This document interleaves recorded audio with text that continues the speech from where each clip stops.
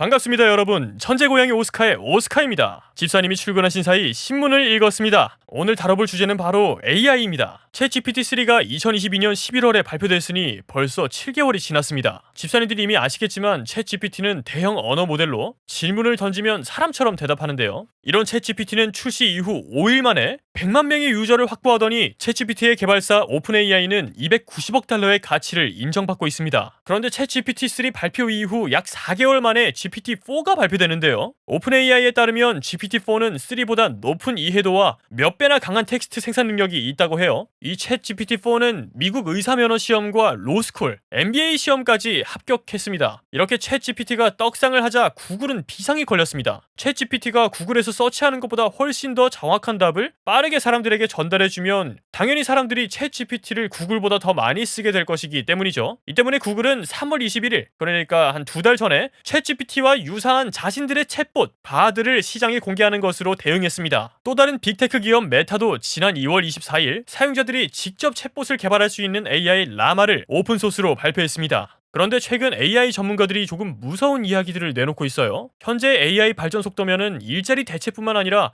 훨씬 더 큰 문제가 발생할 것으로 보인다면서 자꾸 경고를 하는 겁니다. 대표적으로 얼마 전에 구글에서 퇴사하신 딥러닝의 창시자로 유명한 제프리 힌던 박사는 One of the main players in developing these machines is defense departments. And defense departments, Isaac Asimov said, if you make a smart robot, the first rule should be do not harm people. Well, I don't think that's going to be the first rule in a robot soldier produced by a defense department. 한마디로 악용될 수가 있다는 거죠. AI가 엄청 빨리 엄청 많은 일을 할 수 있는데 그렇게 폭발적인 능력에 비해 접근하기가 너무 쉽고 프로그래밍만 조금 이해하면 슈퍼컴퓨터 이런 게 없어도 사용하고 응용하는 게 너무 쉬워졌다는 것이 불안의 원인입니다. 그런데 이 와중에 불난 곳에 기름을 더 부어버린 곳이 있었으니 바로 메타입니다. 메타는 650억 개의 파라미터를 가진 라마를 오픈소스로 공개해버렸어요. 그러니까 오픈AI가 자신들의 소스를 비공개하는 방향으로 틀자 메타는 오히려 자신들의 AI를 공개하는 방식으로 상황을 역이용하고 있는 것이 아닌가 싶고요. 메타의 Chief AI Scientist 분이 명언을 남겼습니다. 열린 플랫폼이 결국 승리할 것. 그러니까 결국 또 플랫폼이 AI라는 것으로 경쟁을 하고 있는데 열려있는 플랫폼, 사람들에게 오픈하는 플랫폼이 결국 승리할 것이라고 명언을 남겼습니다. 이렇게만 보면 메타가 굉장히 친소비자적인 느낌이 나긴 하지만 아마 속내는 오픈AI의 방향과 정반대로 감으로써 한번 이 상황을 뒤집어 보려는 어떤 의도가 있지 않을까 이렇게 살짝 불손한 생각을 좀 해볼 수 있겠고요.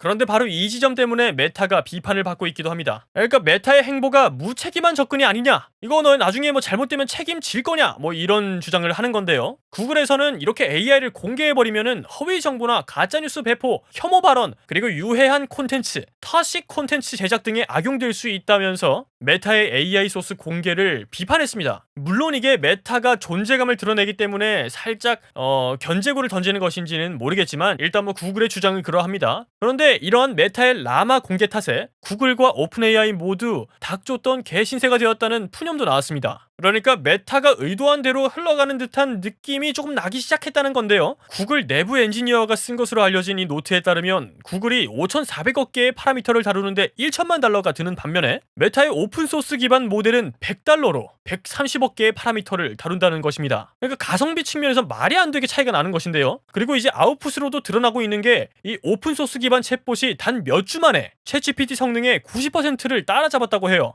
그러니까 구글이나 오픈AI처럼 뛰어난 장비와 최고급 인재들을 모아서 폐쇄적으로 만드는 AI 모델과 메타가 공개한 오픈소스를 기반으로 해서 전 세계에 있는 개발자들이 집단 지성을 모아서 만들어낸 챗봇이 성능 차이가 10%밖에 안 난다는 것이죠. 근데 이제 무서운 건 오픈소스 챗봇이 단 몇 주 만에 만들어낸 것이고 챗GPT나 바드는 적어도 몇 년 이상 연구했다는 것입니다. 그런데 이 90%로 따라잡았다는 것이 과학적인 근거가 있는 것은 아니긴 해요. 사실 근데 육안으로 봤을 때는 챗GPT와 새로운 오픈소스 기반의 챗봇이 답변의 수준에 있어서는 큰 차이가 없어 보였어요. 집사님들께서는 알아보실 수 있으실까요?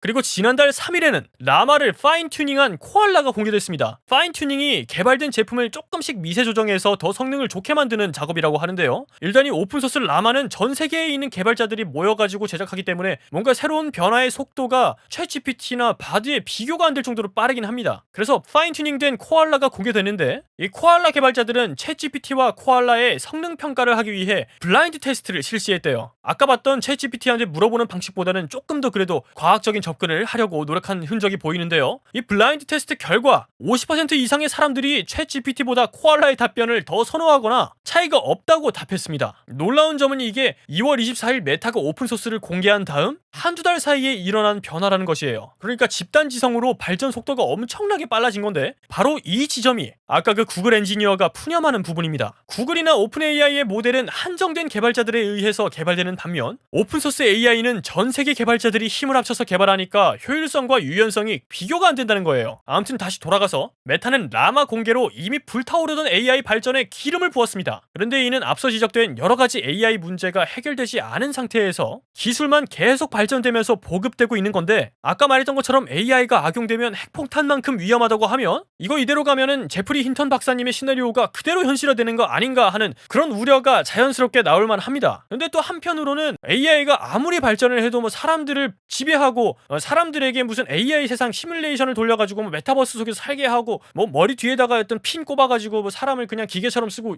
이렇게까지 생각하는 건 조금 무리가 아닌가 싶긴 합니다. 그렇다면 현재 시점에 AI가 만들 수 있는 문제점이 구체적으로 뭐가 있을까요? 도대체 이 AI의 구체적으로 어떤 점이 우리 삶에 영향을 미칠 수 있을지 좀 더 현실적인 문제들을 찾아보았습니다. 첫 번째는 AI 무기입니다. 사실 이 AI 무기에 대한 경고는 예전에 스티븐 호킹 박사가 살아있을 때부터 나오던 이야기인데요. 15년도에는 일론 머스크와 스티븐 워즈니악, 스티븐 호킹이 AI 무기 확산 금지 서명에 동참했습니다. 그러니까 테슬라와 애플의 창업자들이 AI 무기 확산 금지에 동참했다는 거죠. 좀 더 구체적으로 보면은 인간의 통제를 벗어난 AI 무기가 총기 발명, 핵 발명, 그 다음으로 위험한 역사적인 일이 될 거라고 경고를 했다고 합니다. 이게 이렇게 위험하니까 사전에 꿈도 못 꾸게 그냥 확산을 막아버리자, 이런 주장을 지지하는 서명이었습니다. 그런데 여러분 2015년이면 지금으로부터 8년 전이죠. 다시 말하면 8년 전부터 AI에 대한 경고가 이어져 왔다는 것인데 이 경고가 무색하게 사실 약 2년 전부터 AI 무기는 현실이 되었다고 해요. 2021년 리비아 내전에서부터 이미 사람의 조종 없이 움직이는 AI 드론 등이 보란듯이 전장에서 사용되고 있었다는 것입니다. 그런데 AI가 자율적으로 사람을 공격하는 것이 문제의 전부는 아닙니다. 공격의 결정권은 사람에게 주고 피하 식별은 기계에게 맡기는 이 반자동의 경우에도 사고가 발생한다고 해요. 이 기계가 오작동해서 아군을 적이라고 판단하는 경우에는 사람은 기계로부터 적을 발견했습니다. 쏠까요 말까요? 라는 경고 메시지를 받게 될 텐데요. 그런데 보통 사람들은 이런 메시지가 뜨면 기계가 어떤 과정을 거쳐서 이런 판단에 도달했을까 생각하지는 않고 그냥 무슨 문제가 생겼구나 이렇게 바로 믿어버리는 경향이 있기 때문에 사고가 일어난다고 해요. 실제로 이런 식으로 미 육군의 패트리엇 미사일 시스템이 영국 전투기를 격추한 안타까운 사건이 있었다고 합니다. AI와 함께 살고 있는 우리도 한 번쯤 생각해볼 만한 그런 사건인 것 같습니다. 그리고 그 다음은 제프리 힐턴 박사가 주구장창 주장했던 AI 여론 조작입니다. 제프리 힐턴은 솔직히 무섭다라고 하면서 AI 발전에 기여한 걸 좀 후회한다. 생성형 AI가 선거에 영향을 미칠 수 있다라고 경고를 했습니다. 그러니까 AI가 그럴듯한 가짜 사진이나 글을 만드는 걸 기가 막히게 하는데 그 AI가 자율적으로 온라인에 누군가를 옹호하거나 비난하는 콘텐츠를 살포하는 순간 여론 조작이 된다는 이야기입니다. 그러니까 점점 경계선이 없다 싶을 만큼 전 영역을 아우르고 있는 이 AI가 정치권의 엉뚱한 사람들에 의해 악용되거나 아니면은 그냥 진짜 싱귤레러티가 와서 지 혼자서 자율적인 판단을 해가지고 어떤 후보를 밀어주거나 하는 식으로 작동되면 정말 돌이킬 수 없는 재앙이 일어날 수도 있다는 것입니다. 조금 더 구체적으로 가면 뭐 미드전이나 달리 같은 이미지 생성 AI는 이미 뭐 사람이 만든 것보다 더 자연스럽게 콘텐츠를 생성하고 있습니다. 사실 사람이 그렸다라고 얘기를 해도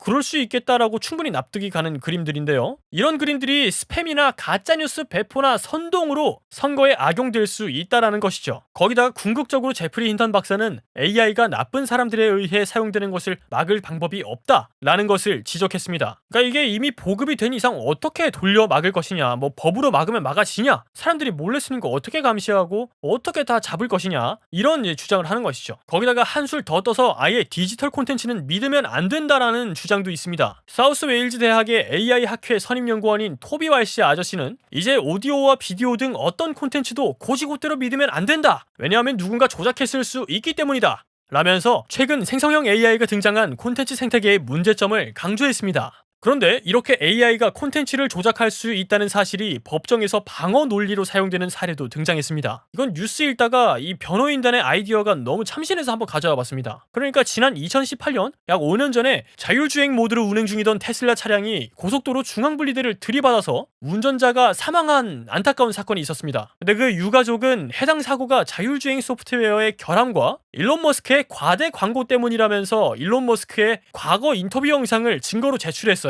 한번 영상을 같이 보시죠. Well, I really would consider autonomous driving to be basically a solved problem. Even in cities like Beijing and Yeah, at this point, can drive autonomously with greater safety than a person right now.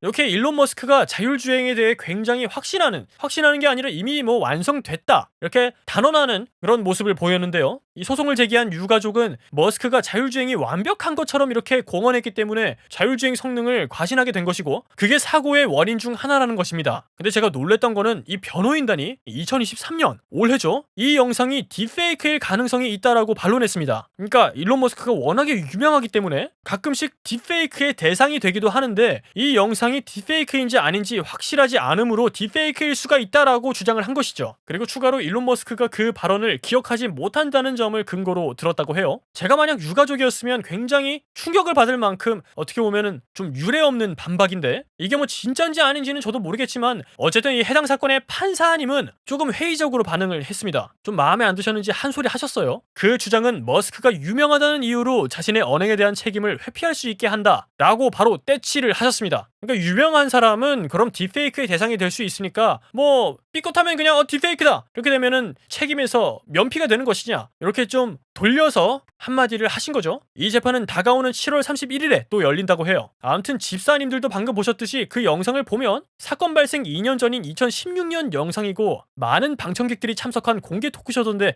이게 어떻게 딥페이크일까 싶긴 합니다만 판단은 판사님이 잘 해주실 것이라 믿어 의심치 않고요. 아무튼 AI 때문에 이런 주장까지 가능하게 된 세상에 살고 있다는 점이 놀라웠고요. 이렇게 흘러가다 보니 점점 콘텐츠를 못 믿고 그리고 또 못 믿게 하는 분위기가 나오는 것 같습니다. 저는 집사님들께 거짓말하지 않을 테니 구독 취소하지 말아주시고 아무튼 이렇게 여론 조작, 가짜 콘텐츠 제작, 콘텐츠 조작이 AI가 만들어내고 있는 현실적인 문제점 중 하나였습니다. 그리고 두 번째는 AI의 일자리 대체인데요. 이건 사실은 뭐 통계로 나타나거나 증거가 확실히 있거나 이런 건 아니지만 왜 이걸 현실적인 문제로 짚었냐? 바로 얼마 전에 있었던 할리우드 작가 조합의 파업 때문인데요. 이 할리우드의 작가의 파업이 뭐 AI 때문에 일어난 것은 아니지만 그래도 그 내용 중에는 AI가 한 축을 담당하고 있었습니다. 제작사들이 비용 절감을 위해서 AI가 초안을 만들게 하고 그 만들어진 초안을 작가들에게 각색하라고 던져주는 방식으로 비용을 아끼려고 할 것이다. 그런데 우리 작가 조합은 AI가 만든 그 초안을 다듬고 앉아있는 그런 일은 못한다 라는 내용이 중심이었습니다. 헐리우드 작가들이 왜 AI가 쓴 초안을 인정할 수 없다, 초안을 다듬는 각색 같은 작업을 하고 있을 수 없다 라고 주장을 하냐면 비용 외에도 AI가 표절을 하고 있다는 점이 반박 논리로 나왔습니다. 결국에 AI가 어떤 콘텐츠를 만들어내려면 결국 인간이 만든 데이터를 학습해야 되지 않느냐라는 겁니다. 당연히 인간이 만든 데이터를 학습해서 그걸 근거로 AI가 생성을 해내는 게 맞죠? 그렇다면 그 AI가 학습한 데이터 저작권 해결됐냐는 겁니다. 저작권을 해결하지 않은 상태의 창작물을 학습에 사용했으므로 AI가 만들어내는 콘텐츠도 결국 표절이라는 것이죠. 이건 음악이나 미술, 각본, 배우의 목소리나 얼굴 다 포함되는 이야기인 것 같습니다. 저작권이 해결 안 된 상태에서 쓰면 당연히 안 되니까 그런 기계를 써가지고 비용을 절감하려는 시도를 받아들일 수 없다라는 것이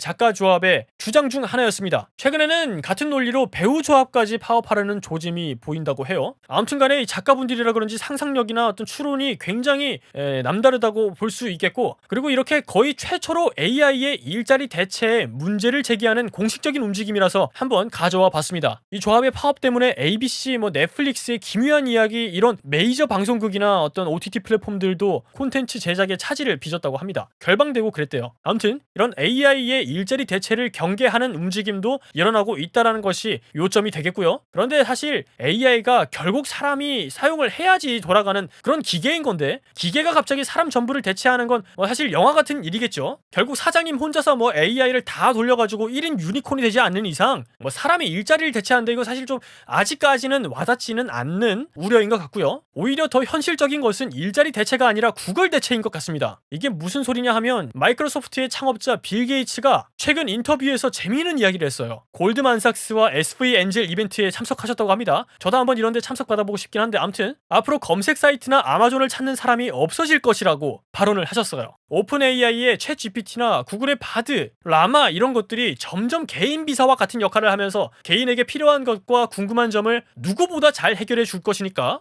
물어보면은 구글에 서치하는 것보다 AI가 훨씬 빠르고 정확하게 답장해 주니까 이제 굳이 검색을 하면서 이게 맞니 저게 아니니 광고 거르고 이럴 필요가 없어진다는 것이죠. 그러니까 이제 CNBC는 이걸 가지고 이제 챗봇이 구글 서치를 사라지게 만들 것이다 라고까지 이제 헤드라인을 썼던데 아무튼 간에 그럴지 아닐지 모르겠지만 사람의 일자리를 대체한다기보다 그냥 이제 구글 서비스를 대체하는 게 더 현실적으로 일어날 일이 아닌가, 빌 게이츠 피셜이 아닌가 이런 생각이 좀 들긴 합니다. 일리가 아예 없지는 않은 것 같습니다. 그런데 생각해보면 좀 이상하긴 합니다. AI가 사람들이 만들어 놓은 창작물을 학습하고 다시 새로운 콘텐츠를 생산해내는 것이라고 하면 저 같은 고양이가 생각해봐도 이건 저작권 문제가 있지 않을까 싶습니다. 어떻게 지금까지 아무런 제약 없이 성장할 수 있었을까요? 정확한 이유는 알 수 없지만 유력한 것이 규제나 가이드라인이 없었기 때문일 것입니다. 그런데 벌써 인공지능을 규제하려는 법안이 나오기 시작했습니다. 그게 어딘가 하면 바로 EU인데요. EU가 벌써 5월 11일에 AI 법안의 초안을 통과시켰어요. 이게 뭐냐면은 콘텐츠 창작자의 권리를 침해할 수 없도록 하는 내용을 포함한 그런 법안인데요. 조금 더 자세히 알아보면 또 재미있는 점들이 좀 있어서 정리를 해왔습니다. 초안을 살펴보니까 결국 AI로 인해 발생할 수 있는 어떤 안전 문제 그리고 오남용 문제 이런 거를 방지한다는 차원에서 크게 벗어나진 않았어요. 그러니까 AI를 나쁘게 쓰면 안 된다, 사람을 식별하는 데 쓰면 안 된다, 그리고 저작권을 위반하면 안 된다, AI가 사람처럼 만든 콘텐츠는